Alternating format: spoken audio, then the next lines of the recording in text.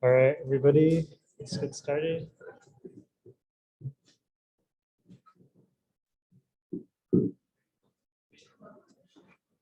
All right. So welcome back. So today we're going to be introducing the concept of p-values, which some of you may have heard of before if you've taken the stats class, but if you haven't, all good. We're going to introduce it today. And this is just going to be following up sort of what we talked about, what we've been talking about the last few lectures. So, you know, we've introduced this concept of hypothesis testing on Monday. We've essentially been doing hypothesis testing since Friday, and we just went over some of the terminology. And in most of the tests so far, basically, we created this visualization of this empirical distribution of test statistics. We compared it to the single test statistic that we observe in our data set. And for most of the cases, it's been really obvious, like that observed value is either really far outside the distribution or it's like right in the middle of the distribution. So today we'll talk about what happens when it's like not totally clear, how far away it is from the distribution, how can we actually quantify how far it is, and then come to a decision ultimately. So that's going to be the big goal for today. And then we're also going to introduce a new hypothesis testing example that involves comparing numerical data. So all the examples we've done like Friday and Monday were all categorical. This is the first time we'll do a hypothesis test with numerical data. And then rest of the week, we'll do some more numerical data stuff as well. But it's all hypothesis testing this week. Cool. So some announcements. So homework 6 due tomorrow, turn in tonight for bonus points. Lab 6 is due Friday.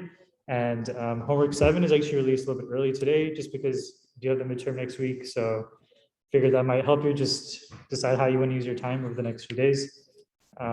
So, if you want to get started on that early, go for it. Cool.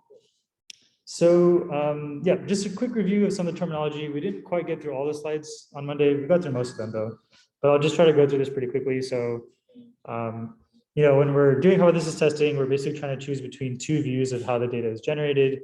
These are called the hypotheses, and then the test is the point of the test is to basically pick the hypothesis that's better supported by the observed data. And the way that we actually do that, well, we actually have these two different hypotheses. We typically call them the null and the alternative. Previous to that, we were talking about calling them the model and the alternative. So, both are kind of the same thing. Null, same thing as model. And the main point is that we need to be able to simulate data under one of these hypotheses. Usually that's going to be the null. And so this hypothesis is going to be a well-defined chance model about how the data is generated. And as long as that's the case, then we can simulate data from it. And so in the examples we've seen so far, basically that well-defined chance model was basically saying like, we had this population, there's maybe some categories that individuals can be in, and we know like the proportion that are in each category in the population. That statement itself is already enough to simulate from that population. And it's pretty specific there. And then the alternative hypothesis is just a different view about the origin of the data. It could be something that's also specific, like it could be that actually the distribution is this, or it could be something more generic, like the distribution is just not what's in the model. So, depends on the context of the question.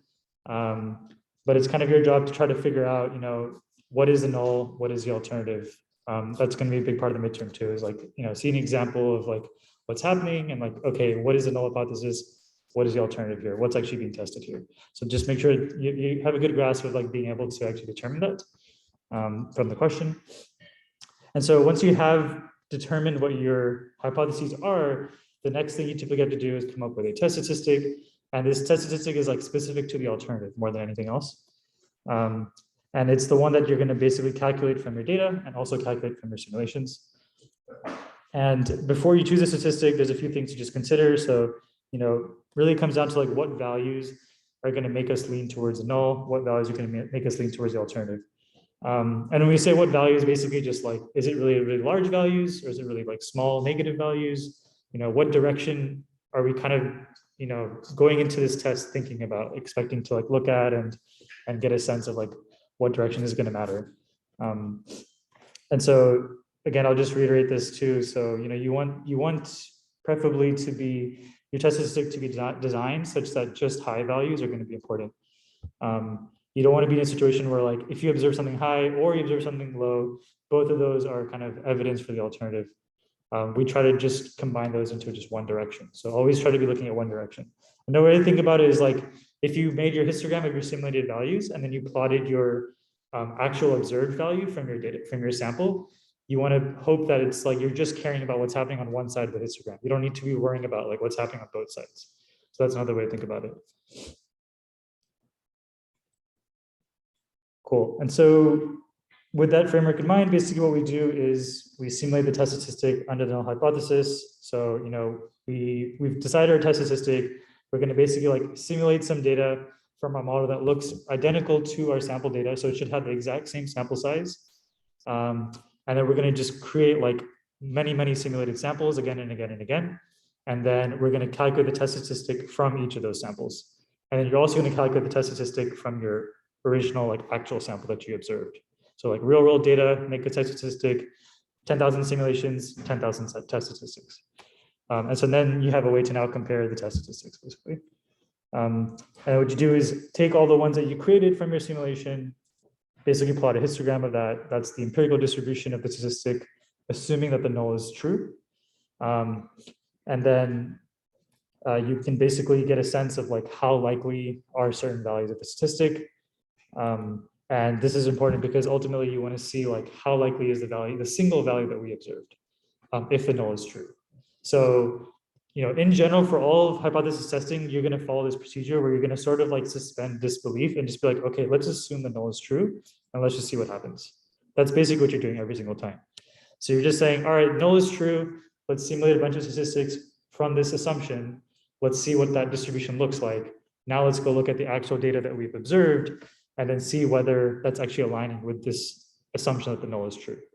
And then if what you see is like really, really weird, then maybe your assumption that null is true is not correct. That's basically what you're doing.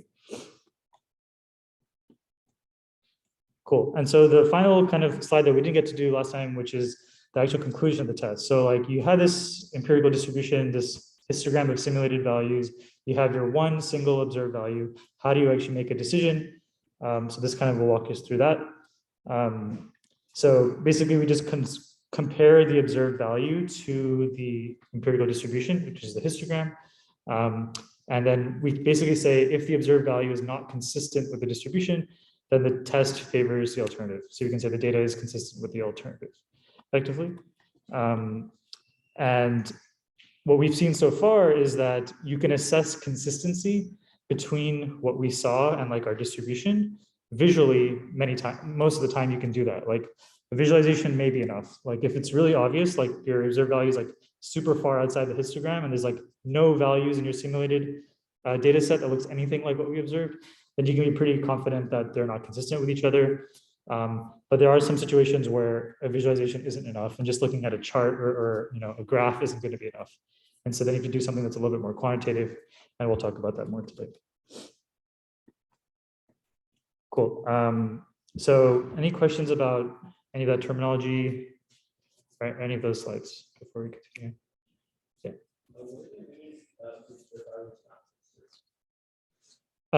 So if the observed value is not consistent, it's basically just saying that like, if you go into the assumption that the null is true, you create all these like simulated data sets that should be looking like the one that you observed. And you're basically saying that one I observed is really different from what I simulated. That's really all you're saying when you say not consistent. In the case of Mendel's pea plants, we simulated a bunch of plants and then we saw what percent were purple. And what we saw in that case was that what was actually observed was fairly consistent with what was simulated. It was like right in the middle of the histogram. So that's like an example of where it is consistent. If it's not consistent, your observed value is really far outside of the histogram of simulated values. Cool. Any other questions?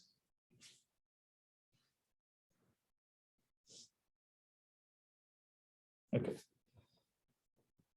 Cool. So let's do a numerical example. So here's the setup of the problem. This is a largish statistics class divided into 12 discussion sections. And we have GSIs who lead the sections. And so these students take a midterm. And then the students in section 3, just random number I chose, notice that the average score in their section is lower than the average scores in the other sections. All right, so that's kind of like the setup of the problem. And so, all the students are kind of have access to the same resources. The main difference for all these students is really the GSI they were assigned. So the students in section 3 are a little bit skeptical. Maybe their GSI isn't doing a good job. Maybe that's why their scores are a little bit lower. And so the GSI's position in section 3 is basically, if we picked a section at random from the whole class, we would have got an average like the one my class got. Like basically it was just chance. If you just randomly sampled like midterm scores and created another section, if you did it enough times, you'd probably see sometimes that you get a score as low as like what I got in my section. So there's nothing really about me. It's just random chance that could have happened. And the alternative hypothesis in this case is basically, no, the average score is actually too low, like beyond what can be explained by chance. And so, randomness alone is not the reason why the scores are lower in section 3. All right. So these are kind of the two positions. And so for this first position, the null hypothesis, the question is basically like, is this well-defined enough that we could actually simulate from this? And so we actually can simulate from this because we do have access to the midterm scores of everybody in the class. So, if we wanted to simulate like another section that was created, all we need to do is look at how many people are in section 3 and then just randomly sample that many people from the entire class of midterm scores. That's a way to effectively simulate another section. And so we can do that many, many times. We could evaluate what's the average score in each of those like simulated sections and then see how often are they as low as what we observed in section 3 in reality. And then that'll give us a sense of like what could have happened just by chance. is this score really something that could have happened by chance, or do we never see a score that low? That's really the question that we're going to try to answer. Cool. So let's go to the demo to actually do this. So we're just going to read in this CSV, which has different scores here. And so we have like different midterm scores here. I don't think this is out of 100. I forgot exactly what this is out of, but I don't think they're all that low. And then we have different section numbers here. So every row is kind of like a different student. And so we have the section numbers in the first column and then the actual midterm scores in the second column. And so what if we wanted to, first of all, maybe just see a count of how many students are in each section? So any thoughts on how we could do that in Python based on what we've learned so far? Yeah, we could group by the section. So that's how we could check the counts really quickly. So if I just take this scores table and then I can do group and then just select section. And then this is going to really nicely give me a sense of how many people are in each section. And so the section in question is section 3, which has 27 students. As you can see in general, there's like roughly 30 students per section, sometimes a little bit more, sometimes a little bit less. But that lets us see that pretty quickly. What if we wanted to see the average midterm score in each section? Any thoughts on how we could do that?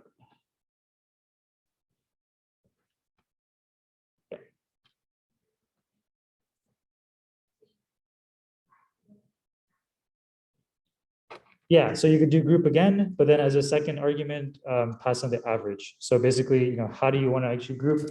We want to take the average of all the other columns in this table. In this case, this table really, the only other column in this table is the score. So that does that pretty nicely for us. We don't have to worry about like selecting an extra, removing columns or anything like that.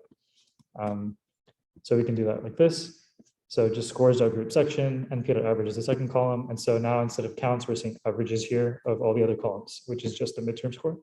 And so we can see like section 1 got 15.59 as the average, section 2 also around 15, section 3, 13.66, and so on. And so I did show here so you could see all of the tables. I'm sorry, all of the rows of the table. And so you'll probably notice right away that section 3 has the lowest score out of all of these. But with that said, that's still not really enough to say that like the GSI is necessarily doing a bad job or anything like that. It still could just be by chance, because there are lots of students here. There's like 30 students that are being summarized in this number. And so, if you were to randomly sample 30 students from just the entire class, it's maybe possible that you would get a number like 13.6. It's maybe not that crazy. We don't really know. So we need to actually be able to look at sampling from this table to actually get a sense of how low that number really is. So one thing I'm going to do is just store this value, assign it to observed average, just so we can keep it around for later. And then we can just reference it as we're doing the rest of this exercise. So if we wanted to actually simulate another section of the same size, what we can do is just use the sample method. So this is the first time we're going to try to like simulate for the purpose of how about this has some numerical data. So the first thing we'll do is just create our sample. So I'm just going to call this random sample. And then we just take our scores table, we sample, and then we have to make sure we're sampling the same exact sample size as kind of the section in question. So we know that's 27 from up above here. Section 3 has 27 people in it. So we're going to sample 27 people, and then we're going to do with replacement equals false. Because we don't want the same student to be sampled twice. We want 27 unique students. And then we can take a look at our particular random sample. So if we do it like this, this is just one particular run of this, we get these rows that come up. And so we get people from different sections. That's okay, that's expected. But we're basically just getting like a bunch of random scores now from the class. And so now we know how to sample and like basically simulate another section of the same size as section 3. The last step is to basically take the average of the values there. So we can do np.average random sample dot column midterm. So we just take the midterm score and then compute its average. So here we get 15.666. And remember the score in the actual section was 13.666. So again, this was one sample. We can do it again just to kind of get a sense of how this is moving around. Now we get 15.7. Can do it again. 17.3. So you can kind of get a sense of how it's moving around every single time we run these two cells. Cool. And so now that we have a way to create a simulated section, we have a way to calculate its average. We basically now need to just make a method so that we can do this again and again. And in this case, our test statistic, any thoughts on what our test statistic should be, first of all? If we're trying to assess whether, the scores are systematically lower in this section compared to what would have happened by chance. That's basically like what we're trying to assess. That the alternative is like the scores are lower in this section than they actually would be if you sampled by chance. So any guesses on what statistic we would use to summarize our data?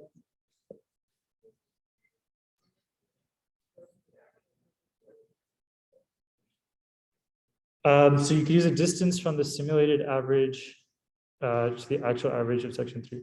So usually you could probably use it actually, potentially. Actually, I think that would actually work in this case.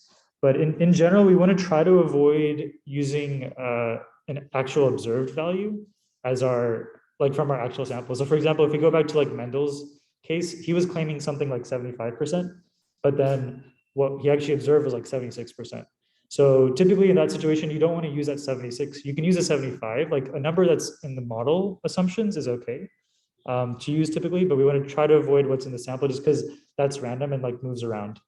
And so in this case, you could use distance is actually interesting. You could use distance to distance of the average to like maybe the average of the entire class. That would be something that's more like a fixed number. Technically what you suggested will also work here too, but in general, you do want to try to avoid anything that's going to be like changing every single time you do an experiment potentially. And so, average of the class could work. In this case, you actually don't even need to do distance because the alternative is actually just saying that the scores are much lower. So the alternative is very specific about a direction here. So the alternative isn't saying that like section 3 was different. It's actually saying section 3 was lower systematically. And so because that's a specific direction, then you don't need to actually worry about distance as much. You still could use distance, but you don't actually need to. And it's easier actually then to just use the average itself actually. So this one ends up being like, you don't even need to make it that hard. And you can just use the average on its own. And then basically what that means is if we observe, low values of the average in our simulation, that's going to be more evidence that, this is actually what we observed is like pretty much in line with what would have happened. And then if what we observe in the simulation is like much higher than what was observed in section 3, then something's wrong. In section 3, it was actually systematically lower. So that's how we can kind of use that one as our test statistic. And so let's actually just make a method here to just generate more values of this test statistic. So I'm just going to call this random sample midterm average as our function. And then what it's going to do is basically just run these lines of code again. So I'm just going to copy paste this basically. And then this will just make it really easy for us to run this again and again. And then we're just going to return the same thing. And so now I have this function, we can just test it out to make sure that it's actually doing what we expect. And it's not giving like weird values. So it seems to be working okay. And then now we can actually do a simulation. So let's do a for loop again. So this is going to be kind of what we always do in this process. So let's make a for loop called sample, or sorry, make an array called sample averages. And then we're going to put this into a for loop. So for I and p.a range, let's do 50,000 simulations. And then all we're going to do is simulate a new sample average and then add it to the sample averages array using np.append. And so we just do np.append sample averages, and then we can just call our function basically here. So you could do this over 2 lines if you want, or you could just do it in 1 line like this. Is also fine. By the way, I did notice actually a few folks like in office hours, there was some confusions around like how append is used. So in general, just remember like for arrays, we always have to use np.append. There's actually 2 things to remember here. So make sure you're doing np.append. You usually don't call append on the array. And then you have to pass in the array itself and like what's being added to it. And then also remember that this needs to be assigned back to the value. So a little bit annoying, but with Python, if you just run this on its own, it's not actually updating the array. It's actually generating a brand new array, which has a new thing sticked on the end. So just remember to assign it back. So anyways, just wanted to remind folks about that. Cool. So let's actually run this now. So this is going to run 50,000 times. It's going to simulate 27 students, their midterm scores, calculate the average. Cool. So now we've done our simulation. And the last step is basically now to create a histogram of our simulated values. And then we can compare that to what was actually observed in section 3. And so we're just going to put our values into a table. That's typically what we always do, just because it makes the histogram drawing a little bit easier. So we're just going to call this random sample averages, pass in the array that we just created, which should have 50,000 entries in it.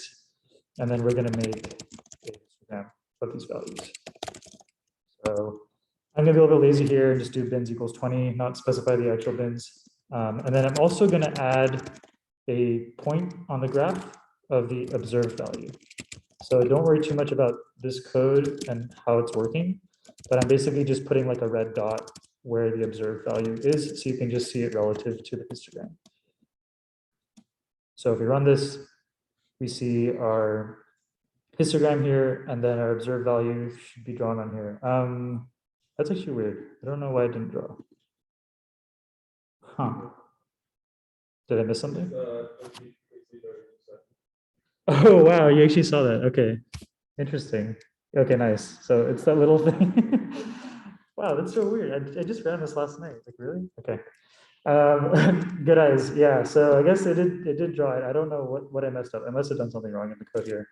But if you can like kind of see it, that's good. Yeah, so you can see we have our histogram like this, and then the 13 value, it should be 13 and like 2/3 is basically right there. And so if you look at this, you know, this is a little bit different from the examples we've seen so far. So most examples we saw so far, that red dot, the observed test statistic, was like really far outside the histogram, or it was like smack in the middle. In this case, it's like kind of on the outside edge, but you know, it's not completely outside the histogram. And so then that might raise the question, like, what should we do here? Like, do we conclude that section 3 is just by chance happen to be lower, or do we think there's actually something else going on? Like, what do you guys think? Just curious what your thoughts are. What would you conclude if you see this, I guess?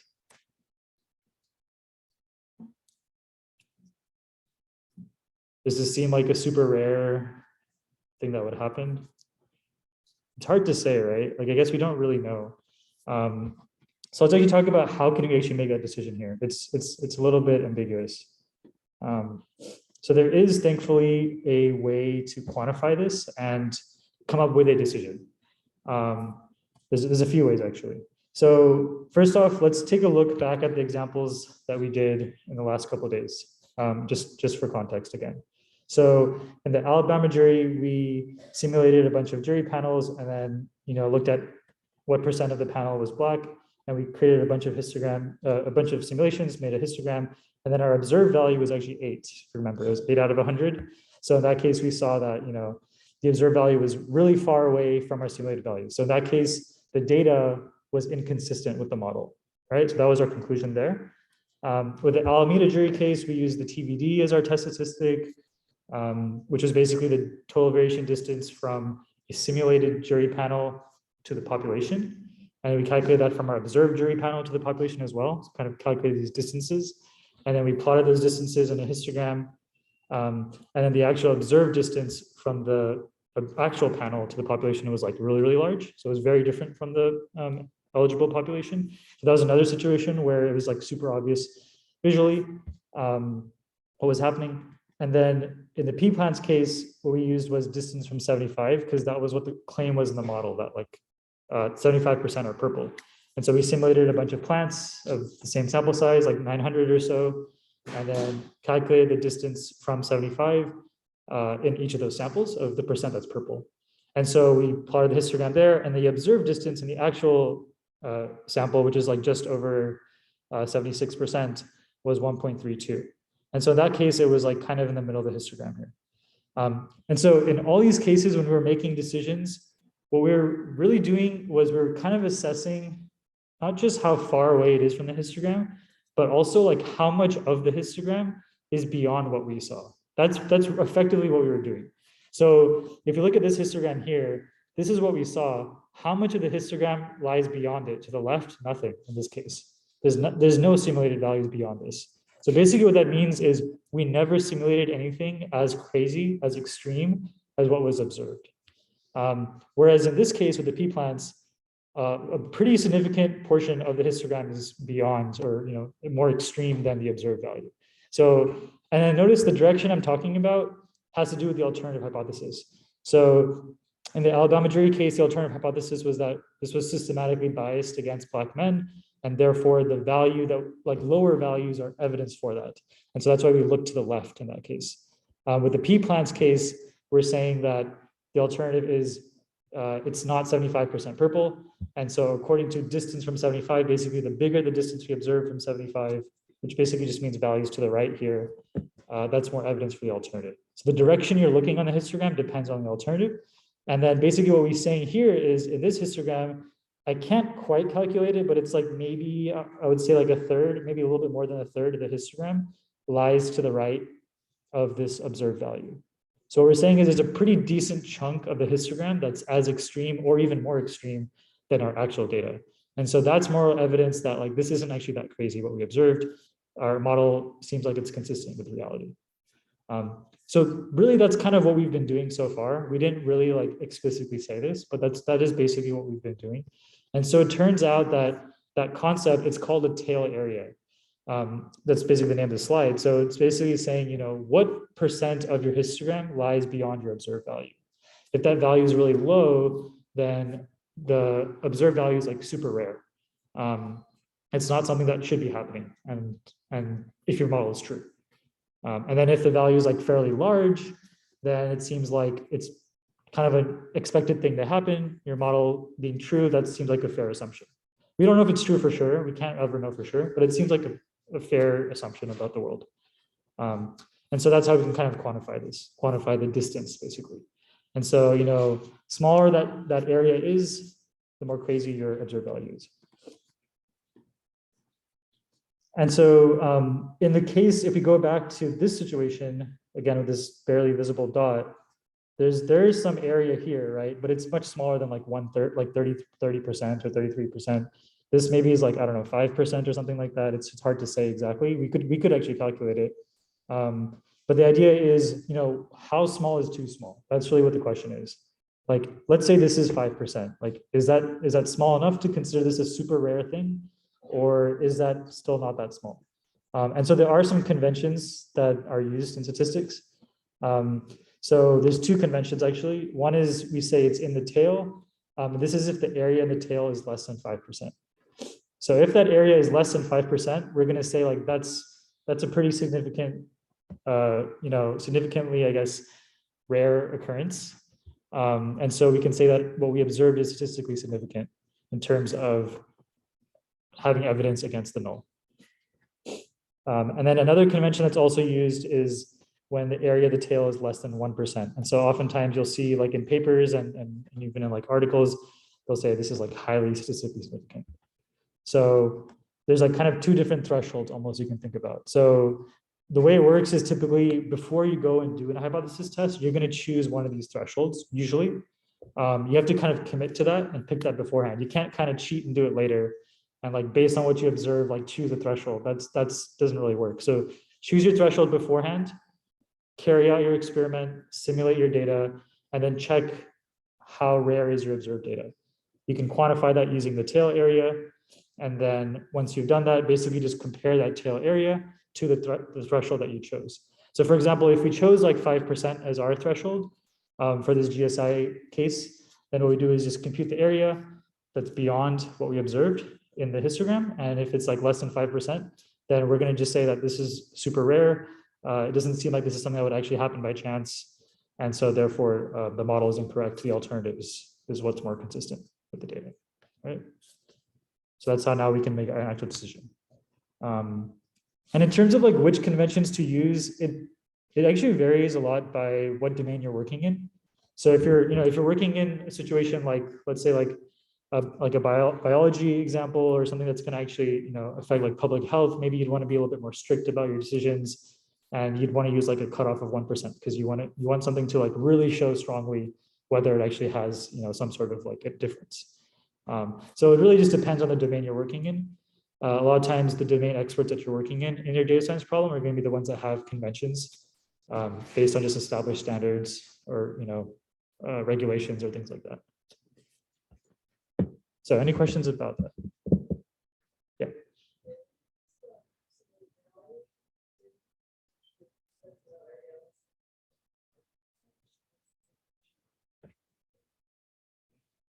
Yeah, so that's a good question. So when you use the absolute value, does that change? Like, you have to cut this percent in half because when you're using absolute value, you're kind of worrying about things being really large or small. So that's actually why we use absolute value, is so that you don't have to worry about that. So if I go back to the previous slide, this p-plan slide, this is already showing like once we've done the absolute value. And so at that point, we just need to worry about area to the right. So you don't need to actually cut it in half or anything like that. That's actually the main reason why we say avoid values where like high and low, because then you have to worry about areas on both sides, and that gets a little bit messy. So it's a little bit easier to just combine it into one thing and then just focus on one side of the histogram. Yeah, so you don't have to treat that case any differently. So for this class, we're always going to just worry about calculating tail areas on one side of the histogram. Cool, good question. Any other? Yeah.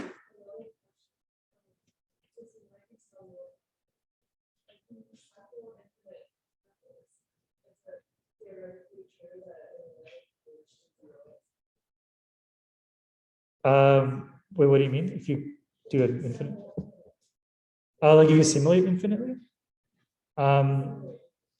Yeah, I mean, so if you simulate infinitely, it's kind of like the law of large numbers or law of averages. Basically, like eventually your distribution is just going to look more like the probability distribution of the actual statistic. Oh, the tail is going to go to zero. No, they wouldn't go to zero. There's like some theoretical histogram for every test statistic that you choose. So like under the null, there is some theoretical histogram of actual probabilities. We don't know what that is usually. And so we just simulate maybe 10,000 times to like approximate what that is. And then there's actually, because of that, there's actually a theoretical p-value. There's like an actual like true, not p-value. There's an actual true tail area. It's some percentage based on what you observed. And so that's just going to get closer and closer to the actual value. It wouldn't go to zero necessarily though. There's like an actual shape that you're just approximating. So yeah, so let's actually take a look back at that example and try to calculate what that tail area is. So what we're going to do is basically we're going to take this entire histogram and then try to figure out what percent of the histogram lies to the left. I guess for you guys, it's like this, to the left of the histogram beyond this observed value. And that'll give us a sense of like how rare is it effectively. And so there's like two ways we can do this. So one way we could do this is we could actually just calculate the area that's beyond the observed value. And so in this case, beyond basically means like less than the observed value. So all I need to do here is just take the sum of, or actually, let's just do this first. So let's first create an array of sample averages less than or equal to the observed sample. Just take a look at what this shows. Oh no. Oh wait, observed average. Okay. So this is going to basically convert our sample averages array into a bunch of booleans. So basically what this is saying is the very first simulation was less than or equal to our observed value. The second simulation was not less than or equal to. The third one was not less, basically greater than, and so on. So you can see like most of these are greater than the observed average, which is consistent kind of with what we're seeing on the histogram above, but there should be a few that are less than. And then once we've converted to an array of booleans, we can actually just sum it up to give us a sense of how many are less than the observed value, and then just divide it by the number of simulations. We have 50,000 simulations, and this will basically give us a probability. So actually, before I do that, let me just remove this. So this is basically saying out of all of our simulations, 2,886 times, we simulated a test statistic that was less than the observed average in section 3. And then if you wanted to convert this into a probability, we can just divide it by 50,000, which is the sample size, or not the sample size, sorry, the simulation size, I should say. And so we get a probability of 0.057. And so what this is basically saying is, if we were using like, let's say a 5% as our cutoff, this probability isn't small enough. It's not less than 5%. And so basically you can interpret that as like saying, what we observed is like, it's kind of rare, but it's not rare enough according to our cutoff. And so therefore we're just going to conclude that the data is consistent with the model that This was just sampled by chance, happened to just be lower by chance, right? So now we can actually make a conclusion with that cutoff in mind. An equivalent way to make a decision instead of actually calculating the probability beyond the observed value would be to figure out what value in the simulation corresponds to 5%. So if I look at this histogram, like what value actually corresponds to the point where there's 5% beyond it. I could do it that way too. And so if we wanted to do that, we can call this, I'm going to call this the 5% point. And to do this, it's a little bit more involved, but you can do it this way as well. So what I'm going to do is I'm going to take the table, sort it by the values, take that first column, and then take the 2500th item, because that's 5% of 50,000. So basically like sort all your values in increasing order, and then take the 2500th value. And then we can take a look at what that 5% point is. So we get 13.59. So what this is basically saying is in this histogram, if you go to 13.59, 5% of the data lies to the left of that point. Sorry for you guys like this. And so if I look at the observed value, basically I can just compare these. So the 5% point is below what we observed. And so again, it's like the same conclusion basically. So you can either like compare the area that lies beyond your observed value and compare that to like your cutoff, or you can find the value, the test statistic that corresponds to your cutoff, and then just compare that to the observed value test statistic. So it's like two equivalent ways of coming to a decision. Both of these kind of give us the same result though, and they're equivalent. So any questions about that? Yeah.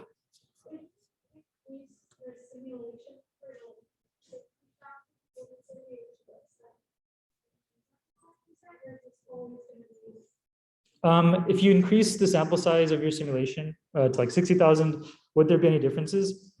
We shouldn't really observe any differences. Actually, let's try it. That's a really good question. So let's actually just look at it. Let's just double the sample size, or double the simulation size. So 100,000 now. So if I run this and then I generate the histogram again, actually, let me just generate it in a separate cell so you can kind of compare the histograms. So let's take a look at that. So let me zoom out. So the one below is with 50,000, the one above is with 100,000.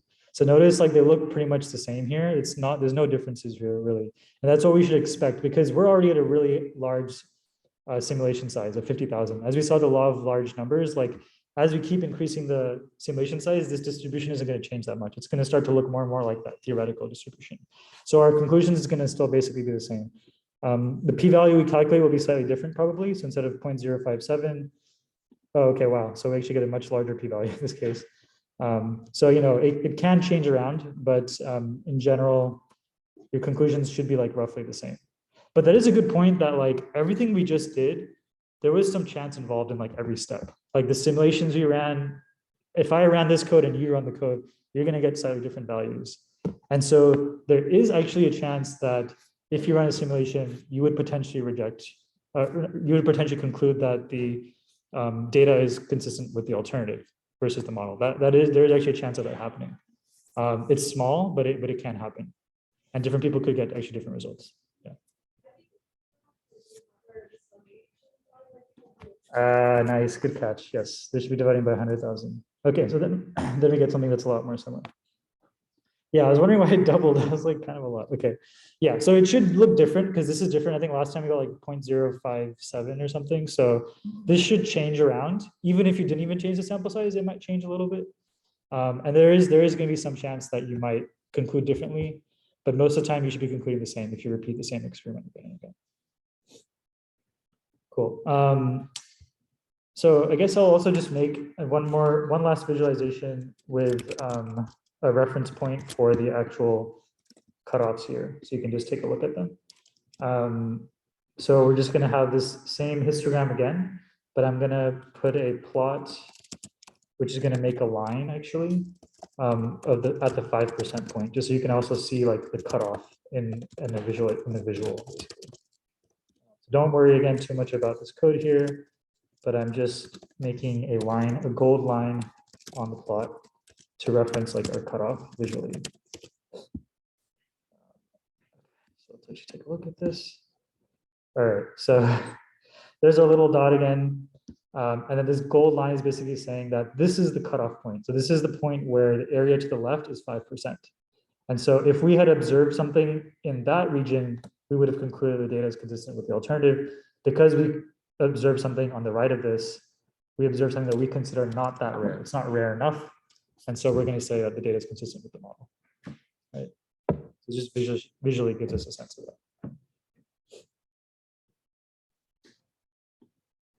Cool. So this whole concept of like calculating the area beyond what you observe, this is actually called the p-value.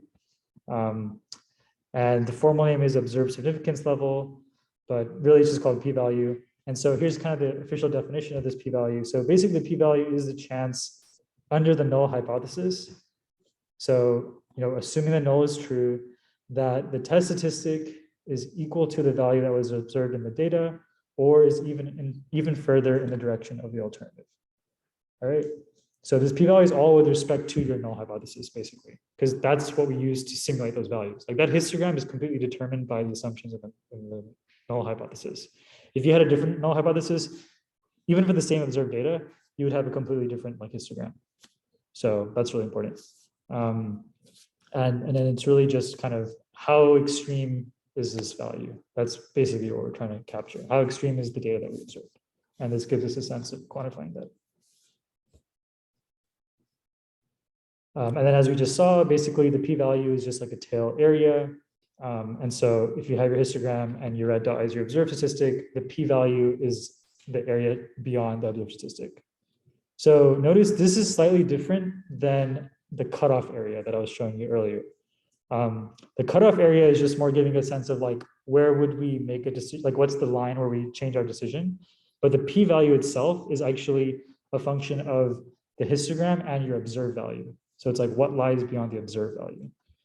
So if we go back to the thing here, the area to the left of this gold bar, that's not the p-value. This is always going to be 5%, the area to the left of the gold bar. Like that's how we define the gold bar. The area to the left of the dot, that's the p-value. All right, so please make sure those are different.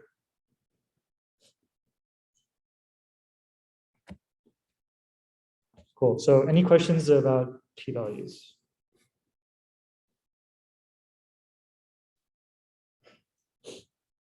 All right. So just as a recap, I thought I'd just share kind of how we've done hypothesis testing so far, like the different examples, what test statistics did we use, how did we actually simulate from them.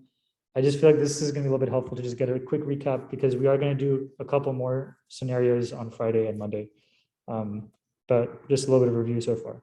So the first examples that we saw on Friday were a case where we were trying to look at one category. So such as like the percent of flowers that are purple.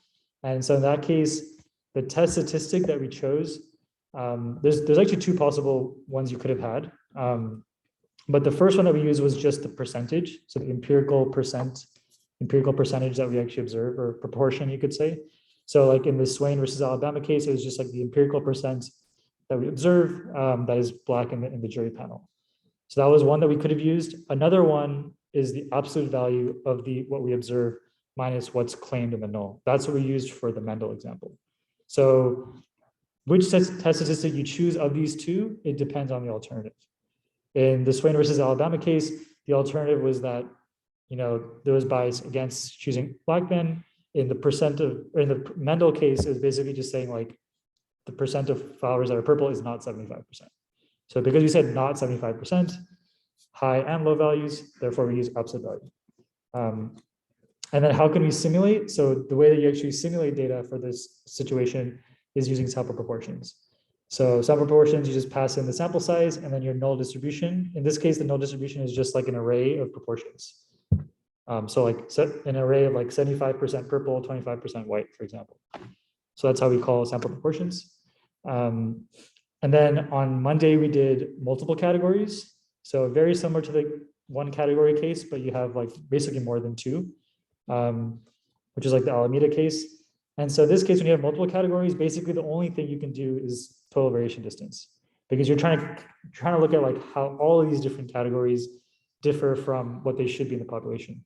So when you're comparing so many different categories, total variation distance is your only option. It's a little bit analogous to the absolute value test statistic above, except you're doing this for like all of your categories. And so, go back and take a look at the formula for TVD. It's good to understand how that actually works under the hood. But once you have your TVD, you basically pass in the distribution that you observed and then the null distribution. And then simulation is actually exactly the same. Simulating actual samples is just sample proportions with your sample size and the null distribution. And one thing I should also mention is for these test statistics, this is how you calculate the test statistic for your observed value. For your simulated value, all you would do is replace what I'm saying empirical with simulated. So everywhere I write empirical here, just replace it with simulated. That's what you're going to do if you're trying to calculate that same test statistic for your simulated data. That's pretty much it. Just swap it out. So that's multiple categories. And then today we did numerical data. So this was like the scores in the lab section. And in this particular case, our test statistic was just the empirical mean. So it's basically just like the average and p dot average. And then how do we simulate? Sorry, it's you take your population data and sample the sample size with replacement. Sorry, the captions might be covering this for you guys. Okay, that's unfortunate. Let me get out of this. There you go. So basically, we just take our population data and then call sample rather than sample proportions because we're just trying to sample the entire table. And then usually you'll like take the average of your values in that sample effectively. Cool. Yeah.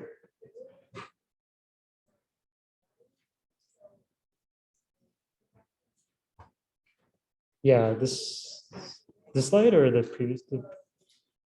Yeah.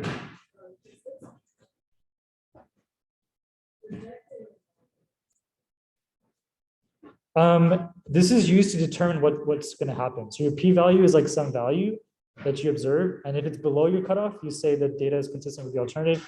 If it's larger than your cutoff, data is consistent with the model or the null. Yeah. Cool. All right. Thanks, everybody.